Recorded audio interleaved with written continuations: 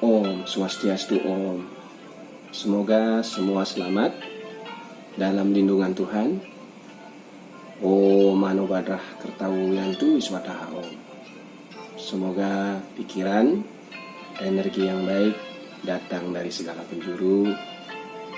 Om Sat Chit Ananda Om. Semoga kita selalu berada di jalan kebenaran, sadar dan berbahagia. Om Lokah Samasta Sukino Bhawantu Om.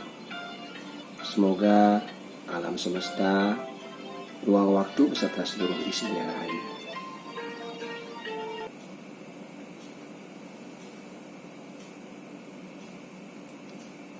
Apakah Hindu Bali sebatas upacara?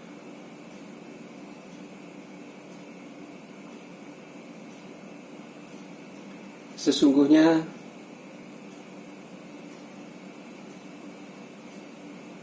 banyak anggapan bahwa Hindu Bali itu ribet. Keribetan ini dipikirkan tidak terlepas dari upacara, ritual-ritual yang dilakukan umat yang dianggap complicated bagi sebagian orang. Sesungguhnya Hindu Bali tidaklah sebatas upacara, namun kita memiliki 3 kerangka dasar. Yang pertama adalah tatwa atau filsafat. Kemudian yang kedua susila atau etika.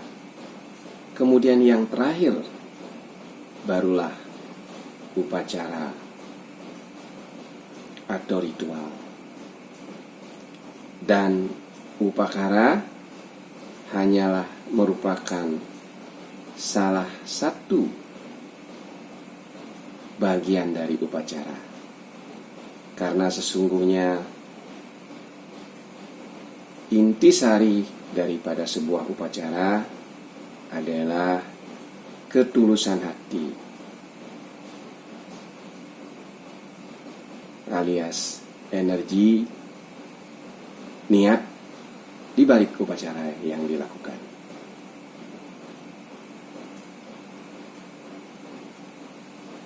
Tatwa atau filsafat merupakan kajian umum yang bersifat mendasar terhadap suatu hal. Jadi tatwa berhubungan erat dengan ilmu pengetahuan.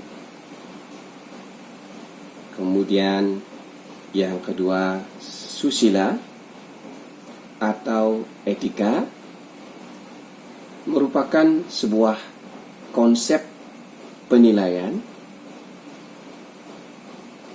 baik atau benar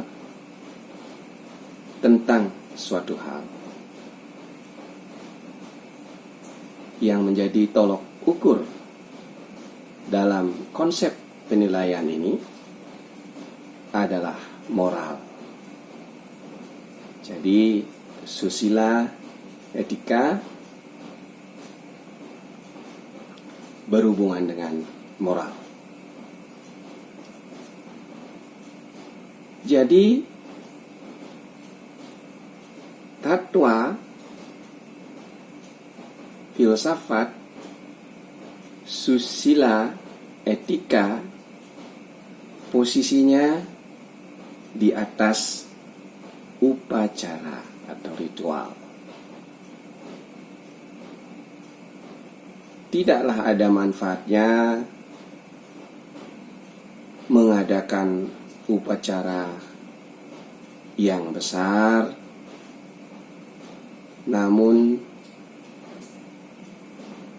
tidak memiliki etika atau susila yang baik. Sama halnya begitu rajin sembahyang, namun tidak memiliki moral yang baik. Saya bertanya terkadang, pada saat sembahyang yang diucapkan kepada Tuhan, kepada para dewata, kepada para leluhur, kepada siapa saja, itu apa ya? Sehingga setelah sembahyang, perilaku yang berhubungan dengan susila, etika, moral tidak tercermin. Atau mungkin menganggap bahwa Tuhan itu aja ada di tempat suci atau tempat melakukan persembahyangan saja. Di luar itu Tuhan tidak ada, Tuhan tidak tahu segala perilaku. Saya tidak tahu, mungkin seperti itu ada yang berpikiran. Jadi sesungguhnya Hindu Bali tidaklah ribet. Kalaupun kita membicarakan kerangka dasar yang terakhir, yaitu upacara, yang berhubungan dengan upakara sebagai salah satu komponennya. Upakara ini pun sesungguhnya, ritual ini pun sangat fleksibel, karena disesuaikan dengan kemampuan kita semua. Apabila memiliki kemampuan finansial yang lebih baik, melakukan yang besar silakan saja. Jadi sudah ada grade-nya, disebut sebagai utama, madhya, nista. Yang utama identik dengan upacara yang besar. Menurut pandangan saya sah-sah saja. Kalau misalnya rezekinya besar, kemudian ingin menyampaikan rasa syukur yang besar juga, saya kira sangat baik. Karena lagi sekali upacara hanyalah wujud rasa berterima kasih kita kepada Tuhan, kepada alam, kepada para leluhur dan seterusnya.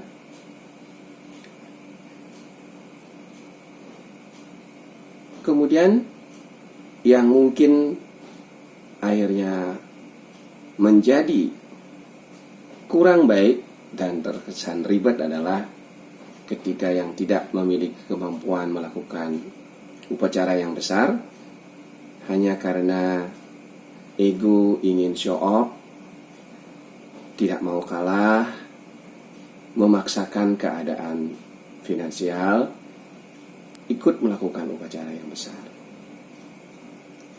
Padahal mungkin bisa diambil yang madhya, yang menengah, atau yang nista, yang paling bawah, yang paling kecil.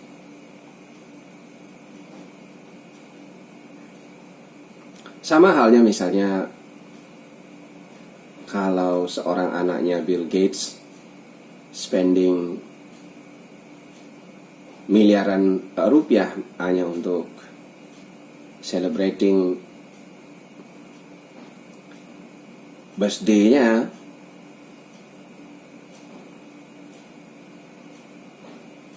karena kemampuannya sudah seperti itu ya silahkan saja. Tapi yang misalnya belum pada kemampuan itu memaksakan diri melakukan itu bukanlah sebuah kepintaran. Dan pandangan saya sendiri juga, yang disebut sebagai utama, madya, ista, mungkin bukan saja harusnya dilihat, bahkan secara esensi, sekalipun kecil upakara yang diaturkan dalam sebuah upacara, namun niat, energi, tujuan yang ada di balik upacara yang dilakukan itulah sesungguhnya esensi apakah upacara itu disebut sebagai utama, madya atau nista. Kalau niatnya luar biasa, agung, mulia, luhur, niatnya benar-benar tulus, ikhlas, saya kira sekalipun upacaranya kecil, inilah yang disebut sebagai upacara yang besar. Upacara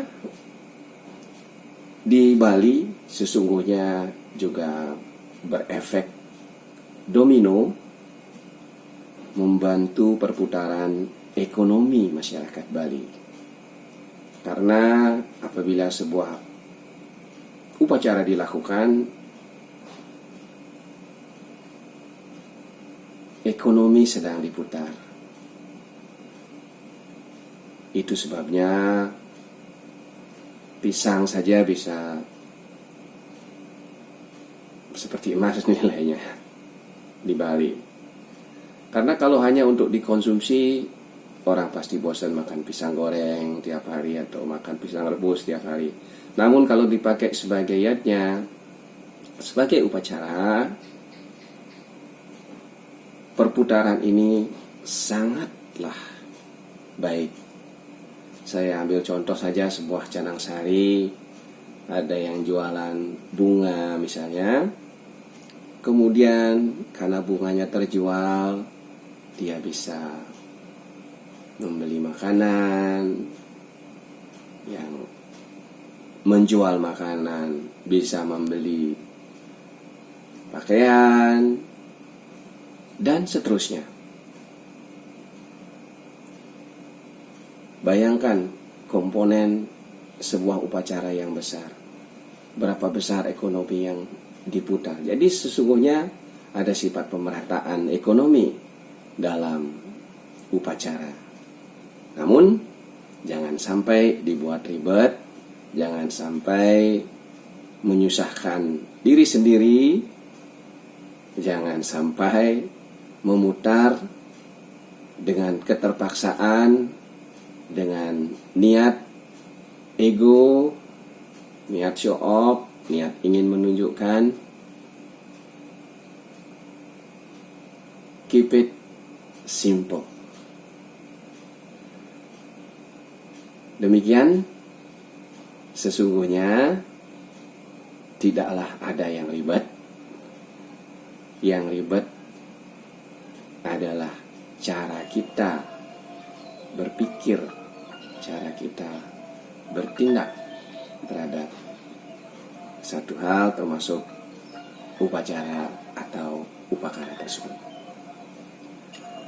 Demikian, semoga semua selalu sehat, bahagia, panjang umur, berlimpah, dan sejahtera. Om Santi, Santi, Santi. Om.